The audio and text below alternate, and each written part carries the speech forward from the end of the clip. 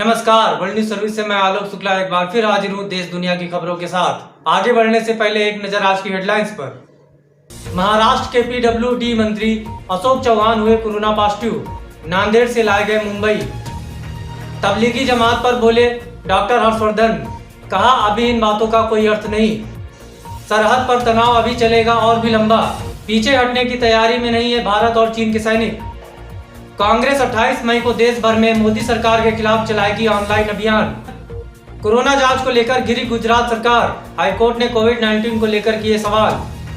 पाक army chief Bajwa ने कश्मीर मुद्दे पर इमरान को कोसा, कहा पीएम मोदी ने उठाया पूरा फायदा। विमान की सीट को लेकर सुप्रीम कोर्ट की केंद्र को फटकार, कहा आपको लोगों की नहीं एयर इंडिया की चिंता।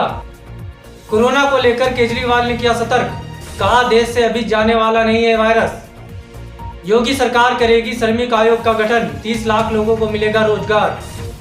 रेल मंत्री पीयूष गोयल की उद्धव ठाकरे को चुनौती, आज महाराष्ट्र को मिलेगी 125 ट्रेन, कोई खाली न जाए। चीन ने अमेरिका पर लगाया द्विपक्षीय संबंधों को नए शीत युद्ध की ओर धकेलने का आरोप। बंगाल आंध्र प्रदेश को छोड़कर आज से पूरे देश में घरेलू उड़ानें हुई शुरू। चीन के खिलाफ हांगकांग में हुआ विरोध प्रदर्शन, पुलिस ने बरसाए आंसू गैस के गोले। लॉकडाउन की बंदिशों के बीच 1,38,845 तक पहुंचा कोरोना संक्रमितों का आंकड़ा, 57,000 से ज्यादा मरीज हुए ठीक। दिल्ली में पारा 44 डिग्री पार, भीषण गर्मी से 28 मई तक राहत नहीं, कई राज्यों में रेड अलर्ट भी जारी। पूर्व प्रधानमंत्री चंद्रशेखर के जीवन पर बन रही है film the hero of the emergency Chandrashekhar, जिसमें अभिनेता का किरदार गुजराती फिल्म के सुपरस्टार राकेश पांडे व फिल्म निर्माता मुकेश पांडे है। कुलगाम में आतंकवादियों और सुरक्षा बलों के बीच हुई मुठभेड़, 2 आतंकी हुए ढेर। उन्नाव कुलदीप सेंगर की बेटी ने अलका लांबा के खिलाफ कराई एफआईआर, मानसिक प्रताड़ना का लगाया आरोप। योगी को राज ठाकरे का जवाब, कहा बिना अनुमति यूपी के मजदूरों की महाराष्ट्र में होगी नो एंट्री। विश्वविद्यालयों में परीक्षा कराने की मांग पर शिवसेना ने राज्यपाल पर साधा निशाना। अब समाचार विस्तार से। लॉकडाउन में फिर दिल्ली की सड़कों पर निकले राहुल गांधी, टैक्सी ड्राइवर से जाना हाल। WNS दिल्ली से मिली रिपोर्ट के मुताबिक कोरोना संकट काल के बीच प्रवासी मजदूर परेशान हैं। उनकी परेशानी कम होने का नाम नहीं ले रही है। प्रवासी मजदूरों को लेकर जमकर राजनीति हो रही है। विपक्ष लगातार मोदी सरकार पर हमलावर है। बीते दिनों दिल्ली की सड़कों पर उतरकर कांग्रेस नेता राहुल गांधी ने मजदूरों का हालचाल जाना था। अब राहुल गांधी एक बार फिर लॉकडाउन में दिल्ली की सड़कों पर निकले। राहुल गांधी ने घर से बाहर निकलकर टैक्सी ड्राइवर से मुलाकात की। इस दौरान राहुल ने ड्राइवर से उनकी परेशानियों के बारे में पूछा और कोरोना संकट लॉकडाउन पर भी बात की। यूथ कांग्रेस के ट्विटर हैंडल से राहुल गांधी की तस्वीर पोस्ट की गई है, जिसमें कांग्रेस नेता एक टैक्सी ड्राइवर से बात कर रहे हैं। गौरतलब है कि लॉकडाउन के कारण टैक्सी, कैब, ऑटो ड्राइवरों को काफी मुश्किलों का सामना करना पड़ रहा है। पहले तो लॉकडाउन के कारण यातायात पूरी तरह से बंद रहा और अब जब लॉकडाउन 4 में कुछ छूट मिली है तो 1 या 2 सवारियों को बैठाने की इजाजत है। इससे पहले इसी महीने की शुरुआत में राहुल गांधी ने सुखदेव विहार के पास घर लौटते प्रवासी मजदूरों से मुलाकात की थी। इस दौरान राहुल गांधी ने उनके दर्द को जाना और कैसे लॉकडाउन ने उनको नुकसान पहुंचाया उसको लेकर चर्चा की। कांग्रेस की ओर से 2 दिन पहले राहुल गांधी और प्रवासी मजदूरों की मुलाकात का एक वीडियो भी साझा किया गया था, जिसमें राहुल गांधी ने कुछ मजदूरों से बात की थी और रहने खाने के बारे में पूछा, पैदल जाने का कारण भी पूछा। मुलाकात के बाद राहुल गांधी की ओर से इन मजदूरों के लिए गाड़ी की व्यवस्था भी करवाई गई थी, जो इन्हें घर तक छोड़कर आई थी। महाराष्ट्र के पीडब्ल्यूडी मंत्री अशोक चौहान हुए कोरोना पॉजिटिव। WNS मुंबई से मिली रिपोर्ट के मुताबिक देश में कोरोना का कहर लगातार बढ़ता जा रहा है। महाराष्ट्र में कोरोना का असर सबसे ज्यादा देखने को मिल रहा है। वहीं अब महाराष्ट्र के पीडब्ल्यूडी मंत्री अशोक चौहान कोरोना पॉजिटिव पाए गए हैं। उन्हें नांदेड़ से मुंबई लाया जा रहा है। हालांकि अभी तक उनके नाम की कोई आधिकारिक पुष्टि नहीं हुई है। इससे पहले अप्रैल में महाराष्ट्र के आवास मंत्री और एनसीपी के नेता जितेंद्र आव्हाड की कोरोना टेस्ट रिपोर्ट पॉजिटिव आई थी। न्यूमोनिया की शिकायत के चलते मंत्री को मंगलवार की रात ठाणे के अस्पताल में भर्ती किया गया था। आवास मंत्री के संपर्क में रहे सुरक्षा कर्मियों सहित 18 लोगों को कोरोना पॉजिटिव पाया गया। मंत्री पहले होम क्वारंटाइन थे और उनकी रिपोर्ट उस समय नेगेटिव आई थी।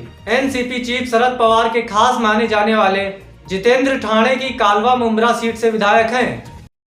मिलावट मिलावट आज के जमाने में चारों तरफ मिलावट, यहाँ तक कि खाने की हर एक चीज में मिलावट। सही स्वाद तो हम भूल ही चुके हैं। बात सिर्फ स्वाद की नहीं, स्वास्थ्य और शुद्धता की है। तब तो ऑप्शन सिर्फ एक ही है, प्योर एग्रो। क्योंकि गुणवत्ता ही उत्पादन की पहचान है। 100% सर्टिफाइड ऑर्गेनिक खाद्य पदार्थ एवं मसाले।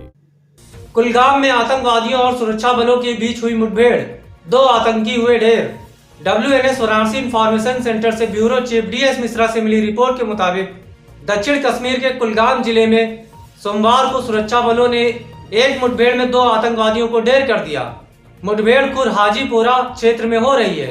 जानकारी के अनुसार सेना की 34 RR पुलिस और CRPF ने एक पुख्ता सूचना के आधार पर सर्च ऑपरेशन चलाया और तभी क्षेत्र में छिपे हुए आतंकियों ने गोलाबारी शुरू कर दी, जिससे मुठभेड़ शुरू हो गई। पुलिस के एक वरिष्ठ अधिकारी के अनुसार इलाके में 3 आतंकियों के छिपे होने की आशंका है और उनमें से 2 को ढेर कर दिया गया है।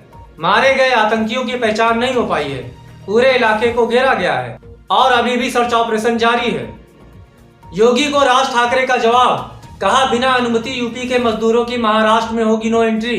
WNS मुंबई से मिली रिपोर्ट के मुताबिक उत्तर प्रदेश के मुख्यमंत्री योगी आदित्यनाथ द्वारा राज्य के प्रवासी श्रमिकों को लेकर की गई टिप्पणी पर प्रतिक्रिया देते हुए मनसे प्रमुख राज ठाकरे ने कहा कि अगर श्रमिक महाराष्ट्र आकर काम करना चाहेंगे तो उन्हें भी महाराष्ट्र सरकार की अनुमति लेनी होगी। रविवार को उत्तर प्रदेश के मुख्यमंत्री ने कहा था कि अगर दूसरे राज्य चाहते हैं कि यहाँ के श्रमिक उनके यहाँ काम करें तो इसके लिए पहले उन्हें प्रदेश की सरकार से अनुमति लेनी होगी। योगी ने इस बात पर दुख जताया कि कोरोना वायरस के कारण लगाए गए लॉकडाउन के दौरान कई राज्यों ने प्रवासी कामगारों का उचित तरीके से ध्यान नहीं रखा। उन्होंने कहा कि जो भी राज्य चाहता है कि प्रदेश के प्रवासी कामगार उनके यहाँ वापस आए, उन्हें राज्य सरकार से इसकी इजाजत लेनी होगी और उन कामगारों के सामाजिक, कानूनी और आर्थिक अधिकार सुनिश्चित करने होंगे। इस पर प्रतिक्रिया देते हुए राज ठाकरे ने कहा कि अगर योगी आदित्यनाथ इस बात पर जोर दे रहे हैं कि उत्तर प्रदेश के लोगों को काम देने के लिए अनुमति लेनी होगी तो उन्हें भी यहाँ काम करने के लिए महाराष्ट्र सरकार से अनुमति लेनी होगी। उन्होंने एक बयान में कहा कि महाराष्ट्र सरकार को इस तरह की बातों को गंभीरता से लेना चाहिए। कोई भी कर्मी जो यहाँ काम करने के लिए आएंगे उन्हें सरकार के साथ साथ स्थानीय प्रशासन के पास भी पंजीकरण कराना चाहिए। इन श्रमिकों को अपने दस्तावेज और तस्वीरें भी यहाँ जमा करानी होंगी। उन्होंने कहा कि सरकार को गंभीरता के साथ यह काम करना होगा। आज के समाचारों में बस इतना ही। हम कल फिर हाजिर होंगे कुछ नई खबरों के साथ। तब तक के लिए नमस्कार।